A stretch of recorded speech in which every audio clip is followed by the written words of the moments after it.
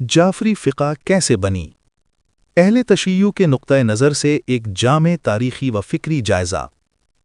فقہ جعفری، جسے فقہ امامیہ بھی کہا جاتا ہے، اہل تشیع کی فقہی شناخت کی بنیاد ہے۔ یہ فقہ کسی اچانک یا وقتی عمل کا نتیجہ نہیں، بلکہ رسول اکرم صلی اللہ علیہ وآلہ وسلم سے شروع ہونے والے علمی و روحانی تسلسل کا ثمر ہے، جو اہل بیت علیہ السلام کے ذریعے نسل در نسل آگے بڑھتا رہا۔ اہل تشیع کے نزدیک دین اسلام صرف قرآن اور سنت رسول صلی اللہ علیہ وآلہ وسلم تک محدود نہیں، بلکہ رسول صلی اللہ علیہ وآلہ وسلم کے بعد اہل بیت علیہ السلام اس دین کے حقیقی وارث اور محافظ ہیں۔ فقہ جعفری دراصل اسی نظریے کی عملی و علمی شکل ہے۔ فقہ کا مفہوم اور اسلامی تاریخ میں اس کی ضرورت۔ فقہ کے لغوی معنی گہرائی سے سمجھنے کے ہیں، جبکہ اصطلاح میں فقہ سے مراد اسلامی احکام شرعیہ کو قرآن و سنت کی روشنی میں سمجھنا اور ان پر عمل کا طریقہ بتانا ہے۔ رسول خدا صلی اللہ علیہ وآلہ وسلم کے زمانے میں تمام مسائل کا حل براہ راست وحی یا خود رسول صلی اللہ علیہ وآلہ وسلم کی ذات سے مل جاتا تھا، اس لیے فقہی اختلافات کی گنجائش کم تھی۔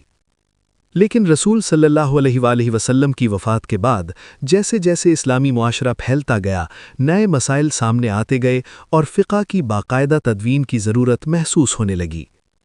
اہل تشیع کا عقیدہ ہے کہ رسول صلی اللہ علیہ وآلہ وسلم نے اپنی حیات مبارکہ میں ہی امت کی رہنمائی کے لیے اہل بیت علیہ السلام کو علمی و دینی مرجع کے طور پر متعارف کروایا۔ حدیث ثقلین اسی حقیقت کو واضح کرتی ہے کہ قرآن اور اہل بیت قیامت تک ایک دوسرے سے جدا نہیں ہوں گے۔ اسی بنیاد پر تشیع میں فقہ کی تشکیل کا مرکز اہل بیت رہے، نہ کہ حکومتی یا سیاسی ادارے۔ اہل بیت اور علم شریعت۔ امام علی علیہ السلام کو اہل تشیع علم شریعت کا سب سے بڑا دروازہ مانتے ہیں۔ رسول اکرم صلی اللہ علیہ وآلہ وسلم نے فرمایا، میں علم کا شہر ہوں اور علی اس کا دروازہ ہے۔ امام علی نے قرآن کی تفسیر، احکام شریعت اور عدالتی فیصلوں میں ایسی مثالیں قائم کیں جو بعد کی فقہی بنیاد بنی۔ اگرچہ سیاسی حالات نے انہیں زیادہ عرصہ ظاہری حکومت نہ کرنے دی، مگر ان کی علمی میراث ان کے فرزندوں کے ذریعے محفوظ رہی۔ امام حسن اور امام حسین علیہ السلام نے بھی دین کی حفاظت میں بنیادی کردار ادا کیا۔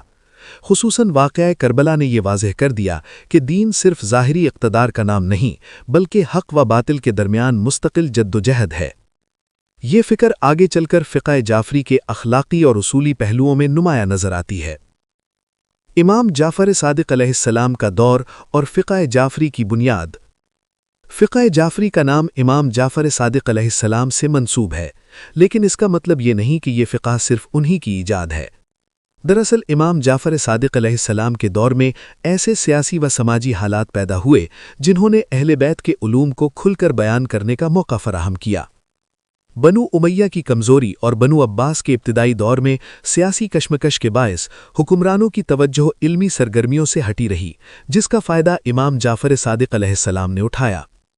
امام جعفر صادق علیہ السلام نے مدینہ میں ایک عظیم علمی مرکز قائم کیا، جہاں ہزاروں شاگردوں نے تعلیم حاصل کی۔ اہل تشیع کے مطابق امام نے فقہ، تفسیر، حدیث، علم کلام اور حتیٰ کہ سائنس کے مختلف شعبوں میں بھی رہنمائی فراہم کی۔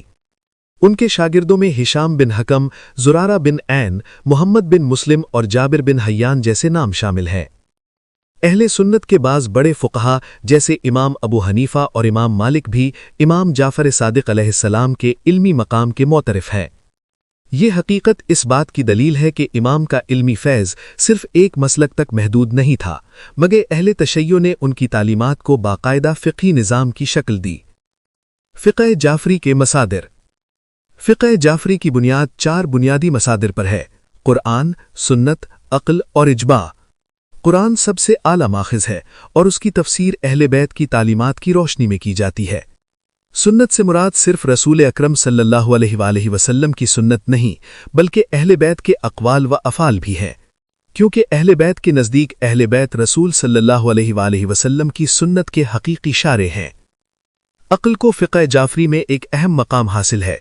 عقل سے مراد وہ صحیح اور سالم عقل ہے جو قرآن و سنت کے خلاف نہ ہو، بلکہ ان کو سمجھنے میں مدد دے۔ اجماع کو بھی قبول کیا جاتا ہے، مگر اس شرط کے ساتھ کہ اس میں امام معصوم کی رائے شامل ہو یا اس کی نشاندہی ہوتی ہو۔ فقہ جعفری اور دیگر فقہی مکاتب میں فرق۔